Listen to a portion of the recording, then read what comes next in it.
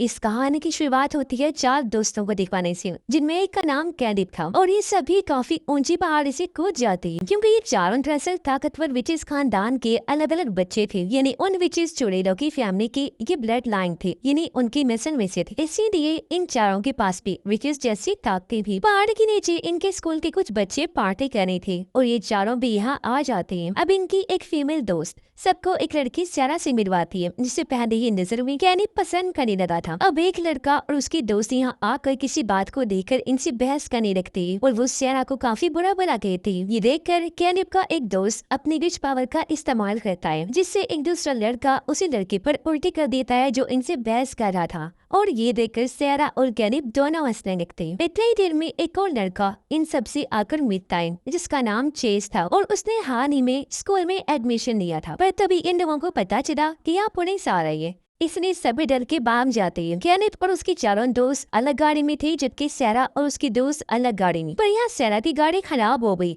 इसलिए वो कैनिप से मदद मांगती है। पर इनका एक दोस्त जो सबसे गुस्से वाला था और बार बार अपनी पावर्स को, ताकतों को इस्तेमाल करता रहता था, वो यहाँ भी करता है। इसकी मदद से उसने सैरा की गाड़ी को ठीक कर दिया था। इतनी ही देर में पुलिस इन चारों दोस्तों की गाड़ी को देख लेती है, इसलिए वो तेजी से अपनी गाड़ी भगाने लगती। कुछ दूर जाने पर वो गाड़ी खाई में गिरा रही थी, जो देखकर पुलिस की होश उड़ जाती। लेकिन अगले पल वो पुलिस के पीछे दोबारा अपनी गाड़ी ले आए, फिर पुलिस की नजरों के सामने ही वहाँ से भाग जाती। जाहिर है ये चीज भी उन्होंने अपने ताकतों से की। अब सैरा और उसकी दोस्त हॉस्टल में आ जाते हैं, जबकि बाकी सब और कैनिप भी अपने अपने घर आ जाते हैं। कैनिप की मॉम उसके लिए काफी परेशान हो रही, क्योंकि सभी विचेस और उनके बच्चों को ताकतें 13 साल की उम्र में ये मिल जाती हैं। फिर 18 साल की उम्र में उनका असेंडेंट हो जाता है, यानी उनकी ताकतों का ग्रो, जिससे उनकी पावर्स और ज्यादा बढ़ जाती हैं। और जैसे जैसे विचेस अपनी ताकतों को इस्तेमाल करेंगे, वैसे उनकी उम्र कम होती जाएगी, यानी वो बूढ़े होने लगेंगे, छोटी ही उम्र में काफी बड़े लगेंगे। यही वजह है कि कैनिप की मॉम उसे लेकर परेशान थी, क्योंकि जब कैनिप की डैड की पावर्स ग्रो हुए थे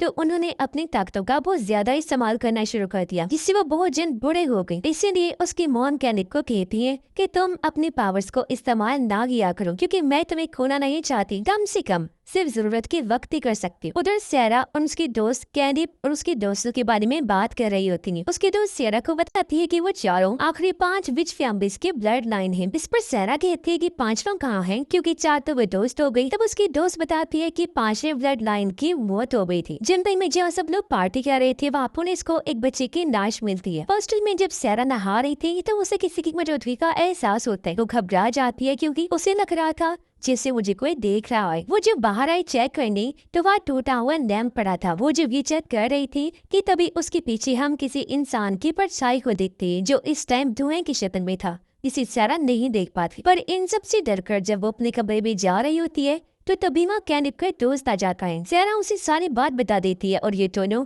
वॉशरूम को चेक करने जाते हैं, पर वहाँ अब कोई नहीं होता। अब जिस बच्चे की मौत हुई थी उसकी खबर अखबार में भी छपी हुई थी। कैनिप जब गाड़ी से जा रहा था तो इस बारे में कॉल पर अपने दोस्त से बात कर रहा होता है। उनका शक अपने उसी दोस्त पर गया, इससे सबसे ज्यादा गुस्सा आता था। वो अपनी ताकतों को इस्तेमाल भी सबसे ज्यादा किया करता था। साथ ही उसे कैनिप से चिढ़ भी थी, क्योंकि पावर्स का ग्रोथ सबसे पहले कैनिप का ही होना था। वो बातें कर ही रहे थे कि तभी कैनिप की साथ वाली सीट पर उसी बच्चे का भूत आकर बैठ जाता है, जो अचानक ड्राउना सा बनकर उसे डरा देता है। इससे कैनिप का ध्यान भटक गया और उसकी गाड़ी एक ट्रक से जा टकराती है। एक काफी बुरा एक्सीडेंट हुआ, जिसमें गाड़ी के टुकड़े टुकड़े हो जाते हैं। खुद कैनिप भी बिखर गया, लेकिन तभी वो अपनी ताकतों से खुद को और गाड़ी को फिर से जोड़ देता है। इस बारे में वो अपने दोस्त को भी बताता है, तो वो लोग इस बात पर काफी परेशान हो जाते हैं कि आखिर इस बच्चे के भूत को उनके पास किसने ले जाओगा। अब कैनिप जब दवाइयाँ खरीद रहा था तो तभी सैरा की दोस्त आकर उसे पार्टी में जाने का पूछती है। नया लड़का चेस तो राजी हो गया। देखिए कैनिप ये कहकर मना कर देता है कि मुझे कुछ जरूरी काम है, मैं नहीं आ सकता। तब सैरा उसे कहती है कि आ जाओ, तुम भी काम करने में मैं तुम्हारी मदद कर दूंगी। इस पर कैनिप मान गया और वो सैरा को देखकर एक पुराने घर के पास आया। वो सैरा को गाड़ी में ही बिठाकर घर के अंदर जाता है, जहाँ प्रीस्ट रह रहा था। कैनिप प्रीस्ट को दवाइयाँ देता है और यहाँ हम कुर्सी पर एक इंसान के हाथों को भी देखते हैं जो काफी बुरे इंसान के हाथ लग रहे थे। कैलिब के वापस आने पर वो लोग उसी क्लब में जाते हैं जहाँ पार्टी हो रही और यहाँ उनके बाकी दोस्त भी इंजॉय कर रहे होते हैं। तभी सारा और कैलिब भी डांस करने लगे और खूब इंजॉय करती है, पर उनके उसी गुस्से वाले दोस्त की एक ग्रुप से लड़ाई हो जाती है। असल में कैलिब का वो दोस्त अपनी ताकतों की मदद से उनसे शर्त जीत गया था और वो ग्रुप उसे पैसे देने से इनकार कर रहे थे। कैलिब यहाँ आकर उनकी लड़ाई खत्म करने की कोशिश करता है, लेकिन उसका वो दोस्त अपनी ताकतों से उसी पर हमला कर देता है। इससे कैलिब को गुस्सा आ गया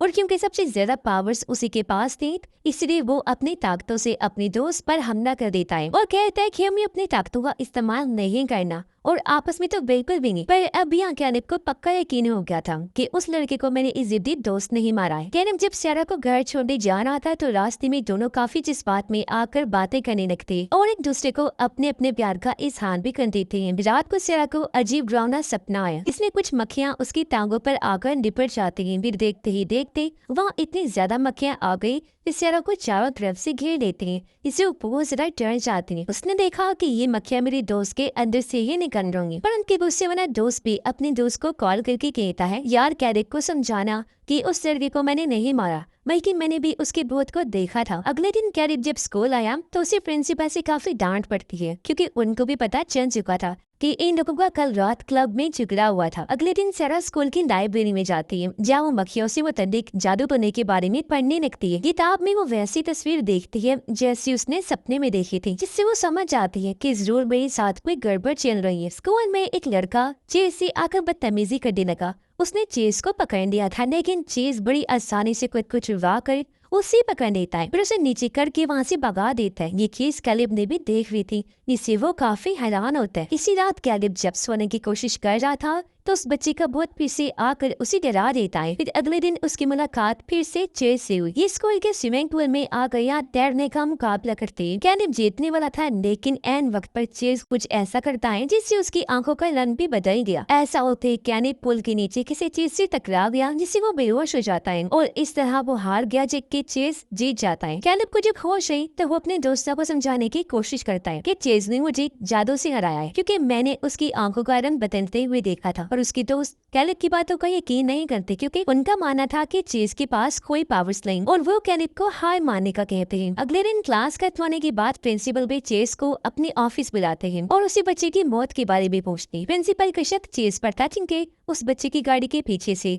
पुलिस को चेज का आईडी मिला था। उधर कैलिब और उसका दोस्त भी उस बच्चे के भूत के बारे में पता लगाने का फैसला करते हैं। जिस तरह उन्होंने चेज को बर्ताव करते हुए देखा था, उनका शक भी चेज पर ही था। दोनों दोस्त चुपके से स्कूल में घुस जाते हैं और चेज की डिटेल्स देखने लगते हैं। सारा को पता चला कि मेरी दोस्त की तबीयत अचानक इतनी खराब हो गई है कि उसे हॉस्पिटल एडमिट करवाना पड़ा। इसलिए सारा अपने दोस्त को देखने हॉस्पिटल पहुंची, जहाँ डॉक्टर उसे बताते हैं कि तुम्हारी दोस्त को इन्फेक्शन हुआ है। देखने से लग रहा है जैसे इसे बहुत सारी मक्खियों ने काटा है। ये सुनकर सारा को अपना मक्खियों वाला सपना याद आता है। उधर कैलिब को चेज के बारे में सर्च करते हुए पता चलता है कि उसकी माँ की छोटी उम्र में ही मौत हो गई थी और जिस औरत ने उसे गोद लिया था वो भी तब मर गई थी जब चेज 18 साल का हुआ था। ये पढ़ के कैलिब और उसकी दोस्त को शक हुआ कि जरूर चेज भी हमारी तरह एक विच ही है और उन्हें उस जादुई किताब के बारे में याद आता है जो बचपन में उन्हें पढ़ाई जाती थी। इसीलिए सभी दोस्त मिलकर कॉन्वेंट जाते हैं। सबसे पहले ये भूत के बारे में जानकारी लेते हैं, जिसके बाद उसी जादुई किताब को पढ़ते हैं। इन्हें पता चला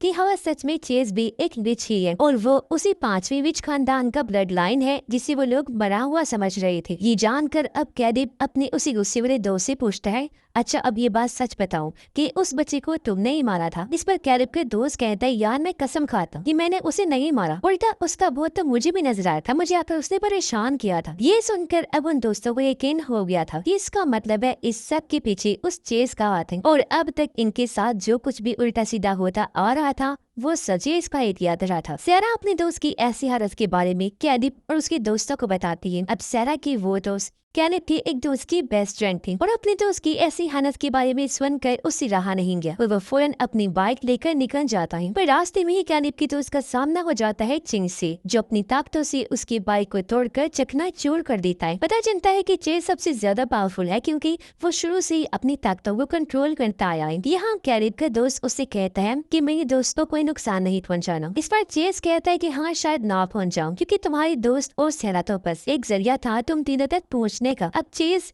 कैलिब का रूप देखकर सेरा के पास आया, लेकिन जब असली कैलिब आता है तो वो सेरा को मक्खियों से कट पाकर बेहोश कर देता है। फिर चेज कैलिब को कहता है कि अगर तुम मेरी बात नहीं मानोगे तो मैं सेरा को मार दूंगा। इस पर कैलिब उससे पूछता है, आखिर तुम हम सबसे चाहते क्या हो? तब चेज जवाब देता है, वैसे तो अभी भी मेरे पास तुम चार्म की निस्बत बहुत ज्यादा पावर्स हैं, मगर मुझे और ज्यादा ताकतवर होना है। तो कल जब तुम्हारा असेंडेंट होगा तो मैं तुमसे तुम्हारी सारी पावर्स छीन लूंगा। और हाँ, उस गाड़ी वाले बच्चे को मुझे ना चाहते हुए भी मारना पड़ा, क्योंकि उसने मुझे ताकतें इस्तेमाल करते हुए जो देख लिया था। पर जब इसके लिए कैनिब उसे मना करता है तो चेज उस पर अपनी ताकतों से हमला कर देता है। वो कैनिब को फेंकने लगा, कहता है कि ये पावर्स एक नशे की तरह है मेरे लिए, जिनकी मुझे आदत हो गई है। पर हाँ, इन ताकतों के कुछ बुरे असरात भी हैं, लेकिन अगर मैं तुम सब दोस्तों से तुम्हारी पावर्स ले लूंगा तो वो बुरे असरात कम हो जाएंगे। कैनिब उसे समझाता है कि देखो, ताकतें ज्यादा हासिल करने से तुम्हें पावर्स तो मिलेंगी, लेकिन उम्र घटते जाए। चेज उसकी नहीं सुनता, कहता है कि मुझे इस चीज से कोई फर्क नहीं पड़ता। वो कैनिब को धमकी देता है कि मैं तुम्हारे समेत तुम्हारे दोस्तों और तुम सबकी फैमिलीज को मार दूंगा। अगर तुम चाहते हो कि ऐसा ना हो तो मुझे कल तुम्हारे पावर्स लाजमी मिल जानी चाहिए। जो कहकर वो यहाँ से चला जाता है। कैनिब हॉस्पिटल में अपनी एक दोस्त से मिलने जाता है, क्योंकि चेज ने उसे बहुत मारा था उस दिन। कैनिब जब आकर चेज की बात बाकी दोनों दोस्तों को बताता है तो वो सलाह देते हैं कि हमें उससे लड़ाई करनी चाहिए, पर कैनिब ने मना कर दिया, क्योंकि वो जानता था कि इस तरह हम नहीं जीत पाएंगे। पर वो वहाँ से चला गया। हॉस्पिटल में ही उसकी मुलाकात सेरा से हो जाती है। इसे कुछ भी समझ नहीं आ रही थी क्या हो क्या रहा है, इसीलिए वो इस बारे में कैनिब से पूछती है। तब कैनिब सेरा को उसी पुराने घर के अंदर लेकर जाता है जहाँ वो दवाइयाँ देने पहले भी आया था। वो उसी बुरे आदमी को सेरा को दिखाता है जिसका हाथ हमने देखा था, और सेरा को बताता है कि ये मेरे डैड हैं। ये सिर्फ 40 साल के ही हैं, लेकिन ताकतों का इतना ज्यादा इस्तेमाल करने की वजह से जल्दी ही बुरे हो गए। कि वो सेरा को अपने और चेज के बारे में भी सब कुछ बता देता है। उसने कहा कि अगर मैंने पावर्स ग्रो होने की बात उसे अपनी ताकतें दे दी तो मेरी मौत हो जाएगी। पर इस बारे में कैनिब अपने मॉम और दोस्तों को भी बताता है और कहता है कि अब मैं खुद अकेला ही उसके पास जाऊंगा। मैं उससे पार्टी में मिलूंगा जहाँ वो दूसरों के सामने पावर्स इस्तेमाल नहीं करेगा। ये कहकर कैनिब चेज के पास जाने के लिए निकल जाता है, लेकिन बीच रास्ते में चेज ने आकर कैनिब पर हमला कर दिया और उसे रोककर अपने साथ एक पुराने घर में ले आया, जहाँ सेरा भी बेहोश हालत में पड़ी थी। इसे चेज ने अगवा करके बंदी बना लिया था। अब सेरा को यह देखकर कैनिब को गुस्सा आ गया। वो अपनी ताकतों से चेज पर हमला करने की कोशिश करता है और कहता है कि मैं तुम्हें अपनी ताकतें कभी नहीं दूंगा। जिसके बाद दोनों के बीच खतरनाक लड़ाई शुरू हुई और दोनों ही अपनी अपनी ताकतों का फुल इस्तेमाल कर रही थी। लेकिन यहाँ चेज कैनिब पर भारी पड़ रहा था, क्योंकि वो ज्यादा पावरफुल था और अपनी ताकतों की मदद से वो कैनिब को पेटने लगता है। अब जैसे ही रात हुई, कैनिब की ताकतें असेंडेंट होने लगती है। उसके अंदर ताकतों का बहुत बड़ा ग्रोथ शुरू हो जाते हैं, जिससे उसकी ताकतें कई गुना बढ़ जाती हैं, जिनकी मदद से वो चीज पर हमला कर देता है। पर हैर अभी भी चीज ही भारी पड़ रहा था। इसी बीच कैनिब की मॉम उसके डैड के पास थी, कहती है कि हमारा बेटा मुसीबत में है, उसे और ज्यादा ताकतें चाहिए। इसीलिए उसके डैड अपनी सारी पावर्स को इकट्ठा करके कैनिब को दे देते हैं, जिससे पावर्स का तूफान उसके अंदर आया और अब वो चीज से भी बहुत ज्यादा पावरफुल हो जाता है, जिनकी मदद से वो चीज पर भारी हमला कर देता है और आखिर उसे बहुत बुरी मौत देता है। और इस तरह उसका खेल खत्म हो जाता है। जिसके बाद कैनिब सेरा को भी बचा लेता है, साथ ही उसकी फीमेल फ्रेंड और दोस्त दोनों की हालत में भी एकदम सुधार आ जाता है। अब चीज के खात्मे की वजह से उसकी नाश पुलिस को नहीं मिली, जिसके बाद सेरा और कैनिब भी सही सलामत यहाँ से निकल जाते हैं। जिनके जाने के साथ ही कहानी भी इधर ही खत्म हो जाती है।